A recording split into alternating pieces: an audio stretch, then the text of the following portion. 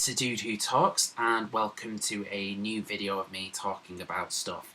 So for today I'm going to be talking about the upcoming new album from Rearmed called Ignis Aeternum, which comes out on the 5th of June through Black Lion Records.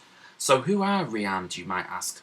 Well, they are primarily a melodic death metal band from Kerava, from Finland, which was formed in 2001, so nearly 20 years, and have so far released 3 albums, with the most recent being the Era of Precarity, which was released last year.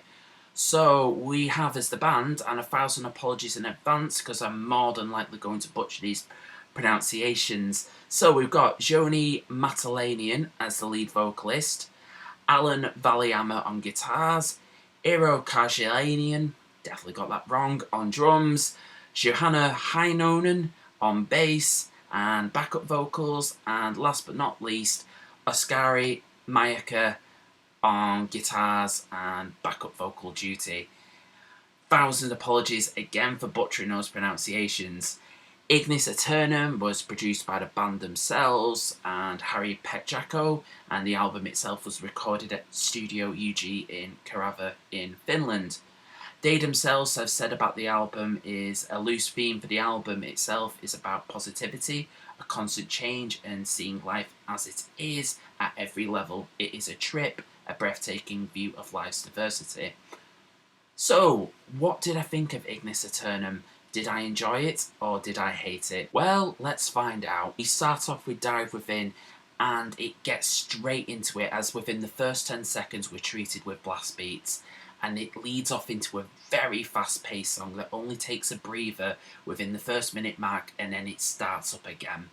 One of the main things I noticed about this song was the drumming, and it really did it for me. It was like this loud thumping drum rhythm that seemed to go from fast to faster in a matter of seconds. I love that nice little rhythm change up. Also, the guitars had that nice crunchy feel, and that's what I like because it gives it that nice heavy sound, and the fast riffing really keeps in time with the drum beat. However, throughout, well, around about the halfway mark, they go from like death metal to adding a little bit of groove to the song, which gives it this bit of a kick and a bit of style. However, that's not all. Throughout the song, they use like symphonic elements, which were arranged by Apo Salo. Sorry if I've got that wrong. And I'll admit, it took me a little bit to get used to, because it's a little bit of a personal taste for me, and I'll touch more upon that later. So the next song I want to talk about is Ode to Life, which starts off with just the bass and drums taking charge for the first 10 seconds, and then we get a nice little bit of a solo, which then the song goes into a much faster pace. The keyboard is used a little bit more on here, but I think it really fits well within the song. Also, what really sticks out for me is the chorus. It's very catchy and will no doubt have people singing along to it when played live.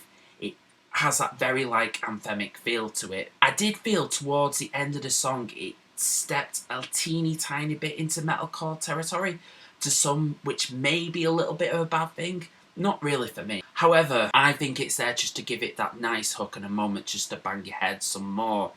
So yeah. Another highlight was the song Resistance, which is at the halfway point of the album, and for me is the heaviest song on the album, though Remain Unbounded comes pretty close, which I will touch upon about later. Yeah, the riff throughout is hard and crunchy, the way I like my riffs, and the vocalist has that full growl, which shines more on this song, and I feel like it's more visible throughout on this album, and it shows up more on the mix, if you get what I mean. Also, what makes this a standout song for me is the inclusion of more like groove elements in it, which happen past the minute mark, and I think that's helped with the lead guitarist. Also, I want to give note to the drumming again on this song. I really like the slight changes in tempo, even though they're just like fast and faster, like I've been saying, and I think it really keeps the song really interesting. Throughout the album, it definitely has that grand anthemic feel, with its inclusion of epic sing-along moments and the use of symphonic arrangements. These are more apparent in songs like Ode to Life, Eager to Collapse, and Beyond the Horizon. And it definitely has that right balance of keeping the song sounding epic and not delving into the cheesy territory, which some bands kind of do. However, the grand scale of these songs, and I reckon they're going to sound really well live, and if they were playing at Bloodstock, which I know they've definitely played before, and I've had a few pints and they were playing one of these songs live, I would definitely be singing along to them. So musically, I think these guys are really tight. The guitar work is top notch, the riffs are consistent, and they give it that heaviness that I really like, and also there is like an abundance of guitar solos as well. The bass throughout has that springy sound, and it gives it that nice bit of groove. And yes, I know I'm going to be talking about the drumming again. I think it's absolutely insane, especially in the song Remain Unbounded, where they delve a little bit into thrash territory. So what didn't I like about this album?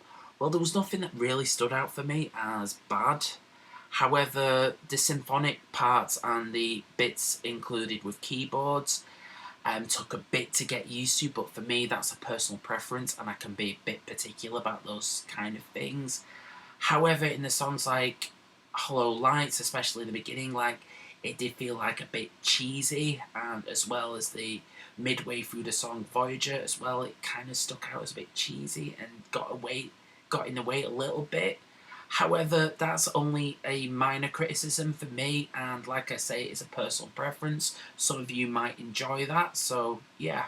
So overall, I found Ignis Aeternum a true testament to consistency, has the right balance of melody, groove, aggression, and epic sing-along moments. If you like music with a little bit of nudge towards the symphonic side of melodeath, you can't go wrong with this. I did wish, however, it was just a little bit more heavier, but that's just my personal preference.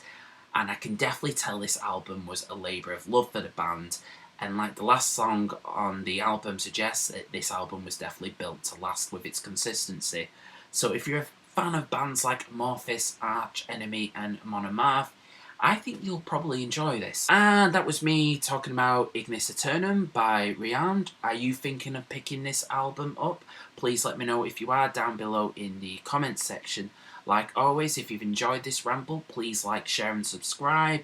Also, I want to plug my Facebook page. I occasionally post silly stuff on there, so give that a like if you want.